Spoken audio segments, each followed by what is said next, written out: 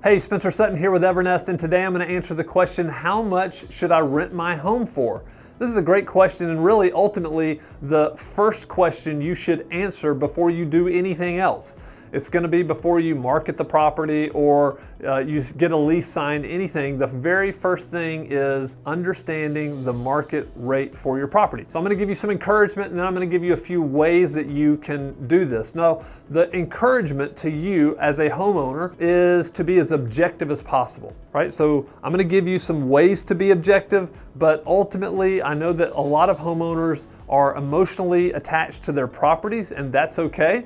But when you're talking about renting your home, you need to be as objective as possible. So how do we do this?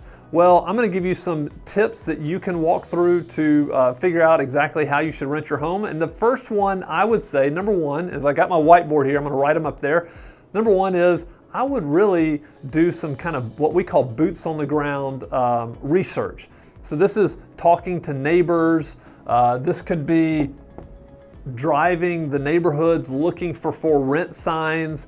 A lot of times if a landlord is doing things themselves, they'll just put a sign in the yard. You can call that number, ask them how many bedrooms, how many baths, what year was it built, how many square footage, how much they're asking, those types of questions. I think that's one way that you can do it. Some people are, may not want to do it, and they say, well, I want to do everything online. So if you're one of those people, the second way I would say is I would look on Zillow. I would just type in Zillow, type in your zip code, type in your area. I'm here in Homewood, Alabama right now. I can go on Zillow and type in Homewood, Alabama, or I can type in 35209 and get a picture of my area where I am right now, and then I can even zoom in more and look at the houses. So what are the things that you need to be concerned about here or need to be thinking about? These are the things. You need to be looking for properties that match your bedroom and bathroom mix. You need to be looking for properties that are similar in square footage. You need to be looking for properties that are similar in year built. And then you also need to be looking for properties that are similar in updated styles. So this is going to be really important, because if you look at a house that was just renovated, newly renovated, and everything is like up to date, and then your property, it's been 20 years and it's a little bit out of date, you're going to have to take that into consideration when setting those prices, because all things equal, guess what? They're going to choose the one that's been updated. Also, the way you can use Zillow is you can look at your Zillow and it will give you a rent zestimate, is what they call it. And so Zillow is going to also do that. You can look at that. Now, sometimes they're a little bit off. So we like to, we've got another piece of software, but we also have, at Evernest, we've got obviously a lot of experience. We have houses all over our markets. We're all over the country. And so it's easier for us to say, well, I know that this area, this bedroom bath should rent for this. And so you really when you're looking at Zillow, just understand that. You're looking for very close matches, and then you're also looking maybe at the rent zestimate just to get an idea. So that's the second way that you can do that. The third way, I would say, is call a property manager. Call a property manager. If you have one that you trust or that you think could give you a great idea of what your house could rent for, then I would call that property manager and talk to one of their sales reps. So like at Evernest, we have sales reps that help people figure this out. And if you were to call us, our business development manager or sales rep here would walk you through, they would pull all this information up, they would talk to you about it, and they would give you their best idea of what you should rent this property for without being inside the house. So they can do this on the phone, through the computer, send you a report and say, here are the comps in the area. And so that's one way you could also do it that would give you some really good information. And then I would say the fourth way is like software, like Rent-A-Meter.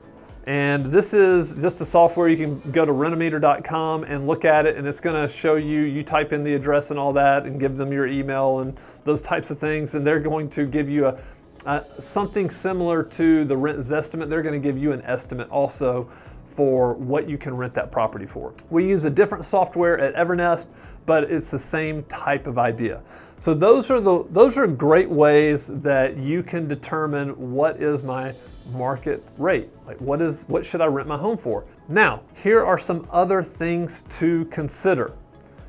This one is a big one. I'm gonna separate this. I just want you to understand that if you have a white elephant, a house that has a white elephant, then guess what? You're gonna need to adjust your price down. And so a white elephant, you may be saying, well, what is a white elephant, Spencer? That doesn't make any sense. Well, we call it a white elephant because it's something that you can't ignore, but you can't do anything about. So just imagine if you had this gigantic white elephant sitting in your front yard. You can't move that elephant, but yet you can't ignore it. So what is a white elephant when it comes to your property? Well, a white elephant is going to be something like your house is on a very busy street. That is going to detract from people renting your house very quickly. Other things might be a very steep driveway. I had a friend recently who had rehabbed a house, and this house was fantastic, but the driveway was way too steep, and he was flipping this house, and so it sat on the market for 3 or 4 months. Great house, serious issue with the driveway. So you're gonna need to adjust your rental rate, maybe down, according to that white elephant. What's another one? Well, I would say a funky layout in your property. This is where you need to be super objective and say, was this a custom built house that somebody just kind of strangely built different hallways and different things that doesn't really lay out very well? There's a reason why these national home builders sell hundreds of thousands of houses every year with very similar styles, very similar layouts. It's because that's what people want. So you have to look at your property and understand, does it have a funky layout? And that's something that you're typically not gonna, unless you decide to knock down walls or whatever, it's usually not what you're gonna do for a rental house. Other things would be, are you near railroad tracks? Are you near power lines? Those are things that are white elephants that could detract somebody from renting your house. And you just need to be very, very aware and be very objective again about what you should be renting your property for. And so what are the data points that you need to be looking for? It's when you finally decide, I'm gonna put my property out there, and you put it out and you start marketing it. Maybe you get some phone calls, some inquiries. If you don't get anybody coming to see the house, say, yes, I wanna come and look at your house, then it's probably priced too high. They're able to look at it, they're able to look at comps, they're able to determine, like, I'm not going to pay this much for this house in this area. So if you don't have any showings, that's a warning sign.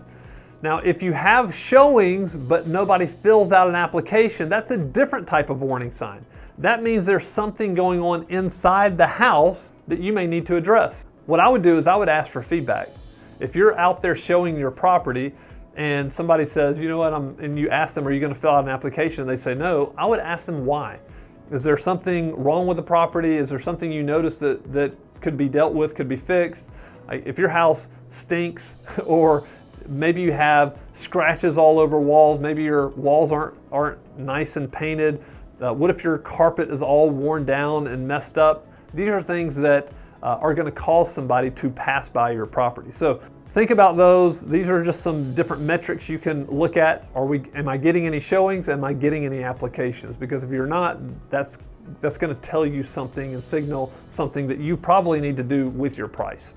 All right, I hope that answers your question, and I hope that helps you out, and we look forward to answering more questions. If you ever want to talk to us, you can reach out, sales@evernest.co. We'd be more than happy to help you determine how much you should rent your house for.